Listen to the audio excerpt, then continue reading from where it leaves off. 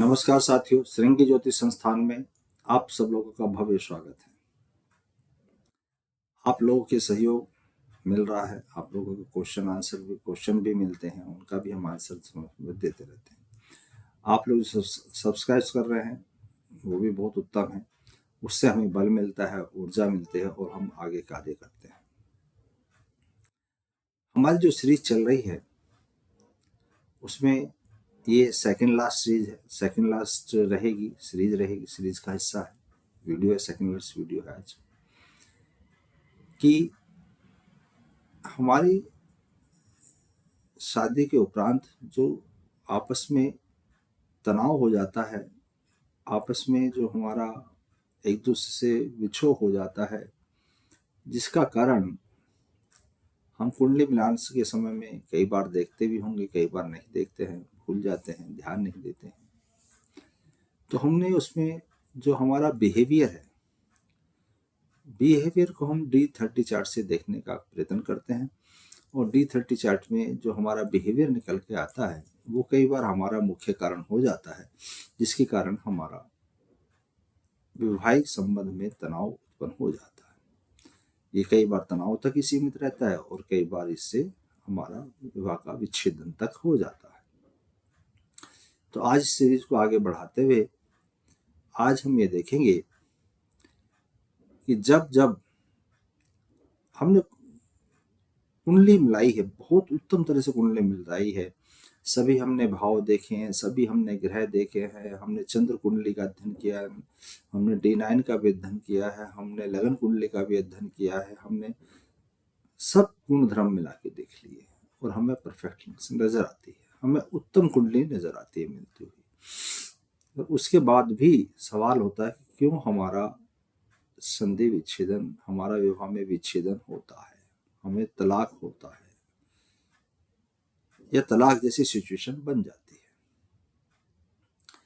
तो आज हम उसी सीरीज को आगे बढ़ाते हुए ले रहे हैं गुरु की दोनों राशि, धनु या मीन राशि। यदि हमारी लगन कुंडली धनु या मीन लगन की हो या हमारी चंद्र कुंडली धनु या मीन लगन की हो, तो उस स्थिति में समझ लीजिए, आप बिल्कुल स्पष्ट समझ लीजिएगा, यदि हमारी कुंडली धनु या मीन लगन की है या चंद्र कुंडली धनु या मीन लगन की है, तब हमें D30 चार्ट देखना है।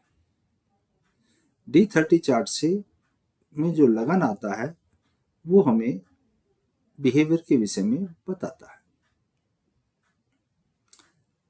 बहुत अच्छे गुण हो सकते हैं और खराब भी हो सकते हैं, परंतु यहाँ पर हम क्योंकि विवाह संबंधित बात कर रहे हैं, विवाह में भी विवाह विच्छेदन की बात कर रहे हैं, उत्तम विवाह की बात नहीं कर रहे हैं, विवाह का विच्छेदन हो रहा है, विवाह का तलाक हो रहा है, उसके विषय में बात कर रहे हैं। तो यहाँ पर हम देखेंगे कि जब यहाँ पर D30 चार्ट में शनि देव का लगन हो, यानी कि कुंभ राशि या मकर राशि का लगन हो, तो प्राय ये देखा जाता है कि स्त्रियों में, क्योंकि स्त्रियों की कुंडली के विषय में देखने के लिए लिखा, तो स्त्रियों में पति के साथ किसी के भी साथ सहवास करने की इच्छा न्यूनतम हो जाती है, अल्प हो जाती है, अल्प। अगर ऐसी स्थिति बनती है तो आप समझ सकते हैं कि एक की इच्छा अल्प हो, एक की इच्छा तीव्र हो, तो समन्वय उनका नहीं बन पाएगा, और जब उनका समन्वय नहीं बन पाएगा तो इसमें उनका दोष नहीं हुआ। आप देखिए, स्त्री भी बहुत अच्छी है, पुरुष भी बहुत अच्छा है, दोष नहीं है उनका, पर क्योंकि उसके मन तन और जो भी आप समझिए, इन सब की संरचना ऐसी बनी हुई है कि उसकी इच्छा नहीं होती है, अल्प इच्छा है, बहुत कम इच्छा है, वो एक की तीव्र इच्छा है, तो दोनों का संयोग नहीं बनेगा, उनके घर में झगड़े होंगे, लड़ाइयां होंगी और परेशानियां होंगी। संभवतः विच्छेदन ना भी हो, और यदि ज्यादा समस्या खड़ी हो गई किसी बात को लेके, तो ये समस्या घरेलू अहिंसा में बदल सकती है। और फिर अन्य भी बहुत सारे ऐसे कारण हो सकते हैं जिससे वो जीवन को खराब मानते हुए तलाक लेने के लिए मजबूर हो जाए। एक तो विषय ये हुआ। दूसरा विषय ऐसा ही है, यदि शुक्र हो, शुक्र का लगन आ जाए D30 चार्ट में, तो शुक्र देव है और रसीले हैं, रंगीले हैं, प्यार करने वाले हैं, तो इनका चार्ट आ जाएगा। तो ये स्त्री विवाह के उपरांत अन्य पुरुषों से प्रेम करने लगेगी। जब प्रेम करेगी अन्य पुरुषों से, क्योंकि इसका स्वभाव है वो, और उसमें यदि संदेह उत्पन्न हो जाए, उसने तो प्रेम किया है, अगर किसी चीज पे संदेह उत्पन्न हो जाए तो वो संदेह भी बहुत हानिकारक हो जाता है और उससे जीवन नरक तुल्य हो जाता है। अब इन दोनों को चार्ट में समझेंगे। मैंने जैसे आपको पहले भी अनुरोध किया हुआ है कि इस कृत्य में मैं किसी के लाइव चार्ट नहीं लूंगा, केवल उसी दिन के चार्ट बनाता हूं और उसी दिन के चार्टों के हिसाब से आपको एक्सप्लेन करता हूं। इससे एडवांटेज ये होती है कि उस दिन में ये जो घटना घटने वाली है ये बहुत कम समय के लिए घटेंगे। और ये भी ध्यान रख लीजिए कि प्रतिदिन सभी लग्न घूमते हैं और सभी लग्नों में D30 चार्ट के जो मैंने अब तक वर्णित किए वो सारे लग्न भी आते हैं। तो हर दिन कुछ ना कुछ कन्याएं इन लग्नों में जन्म जरूर लेती रहती हैं। इसको अवॉइड करने के लिए सिर्फ एक ही चीज है कि हम गर्भधारण संस्कार का सहारा लें, एक चीज। या दूसरी चीज हमारे पास में आती है कि यदि हमें रोग का पता हो, यदि हमें रोग का पता हो तो हम लोग निदान हेतु उपचार कर सकते हैं, या हम लोग उसके बचने के लिए, जिसको हम बोलते हैं प्रेज कर सकते हैं, यानी कि उससे बचने के रास्ते निकाल सकते हैं, ढूंढ सकते हैं। उपचार या प्रेज, दोनों चीजों से। जैसे किसी को हार्ट की बीमारी, हार्ट का हाई बीपी का केस हो, तो कोई जरूरी नहीं है कि वो सीधा दवाई लेना शुरू कर दे, हो सकता है उसको नमक कम खाने से भी काम चल जाए। ऐसा ही यहाँ पर ये उदाहरण है, एक होता प्रेज, एक होता उपचार। तो दोनों स्थिति से आपको बचना संभव है, मेरा ये कहने का आपसे अर्थ था। अब हम जानकारी होने के बाद हम इससे बच सकते हैं, ये आप निश्चित मानिए। अब हम ले लेते हैं चार्ट। जैसा हमने आपको बताया ये आज का ही चार्ट है और ये मीन लगन की कुंडली मैंने यहाँ पे बनाई है। तो मीन लगन की कुंडली में और D30 चार्ट में इनका वृषभ लगन आ गया है। D30 चार्ट में वृषभ लगन आया हुआ है। तो ऐसी स्थिति में ये कन्या शादी के उपरांत पर पुरुष से प्रेम करने लगेगी। यहाँ पे लगन चाहे शुक्र का आए, यानी कि तुला राशि आए, या वृषभ राशि आए, दोनों कंडीशन में स्थिति यही होगी, ये स्त्री पर पुरुष से प्रेम करने लगेगी।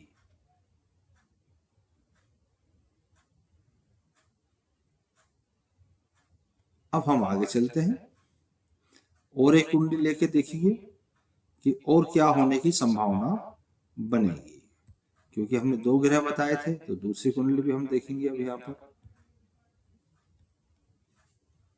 ये हमने दूसरी कुंडली लगा रहे हैं।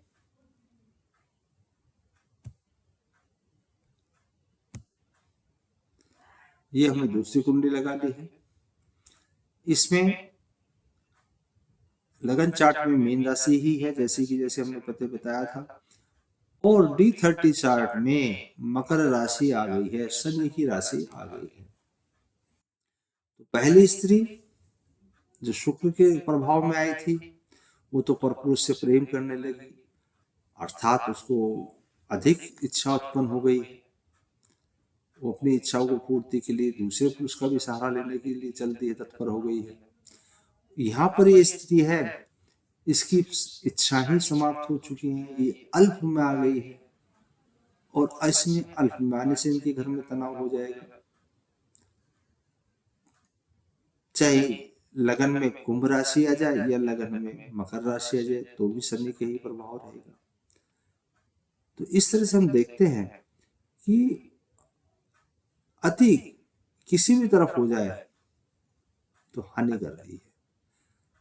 अति अधिक होने से प्रेम रोग हो गया, प्रेम की जाल में जाने लगी है, और अल्प होने से अति अल्प हो गया है तो वहां पर ग्रह क्लेश हो गया है, क्योंकि ये तो पुरुष और स्त्री का जो है वो ऐसा है कि उनका समय समय पर समागम होता रहे तो उनके लिए उचित रहता है। तो दोनों कंडीशन में मैंने आपको दिखाया है कि किस तरह से हानि होने की संभावना बनी रहती है। तो यदि इन बच्चों को इस चीज का ज्ञान पहले से हो, या ज्योतिषी जो कुंडली मिला रहा है वो इस चीज का ध्यान पहले से रखे कि जिसकी इच्छा नहीं है उसको ऐसे पुरुष से शादी कराए जिनकी इच्छा कम हो, जिसकी बहुत अधिक इच्छा है उसको ऐसे पुरुष से शादी कराए जिसकी बहुत अधिक इच्छा हो, तो संयोग बहुत उत्तम चलने की संभावना बन जाती है। और एक रास्ता ये भी है, यदि इनको पहले से बता दिया जाए कि भैया ऐसे ऐसे समस्या है, इसको आपको जीवन में सामना करना होगा, तो वो उस चीज के लिए तैयार हो जाएंगे, और तैयार हो जाएंगे तो उसमें उन्हें कोई परेशानी नहीं आएगी और जीवन को अपने बहुत ही अच्छे तरह से निर्वाह करने में सक्षम हो जाएंगे। यदि ये जानकारी आपको अच्छी लगी हो तो दूसरे लोगों को भी वीडियो शेयर कीजिए, बताइए, ज्ञान दीजिए कि विवाह कुंडली मिलान के समय में वो उनका D30 चार्ट भी अवश्य मिला ले, ताकि D30 चार्ट मिलाने से इस चीज की जानकारी हो जाएगी कि युवती का स्वभाव कैसा है, युवती का स्वभाव समागम के प्रति कैसा है। यदि ये पता लग जाए और पुरुष का उससे मैच कर जाए तो भी विवाह में बहुत उत्तम संयोग बनने की संभावना बन जाती है। नमस्कार, फिर मिलेंगे अगली वीडियो में। तब तक आप वीडियो को लाइक कीजिए, सब्सक्राइब कीजिए, शेयर कीजिए, अधिक से अधिक लोगों को इसकी जानकारी दीजिए। धन्यवाद।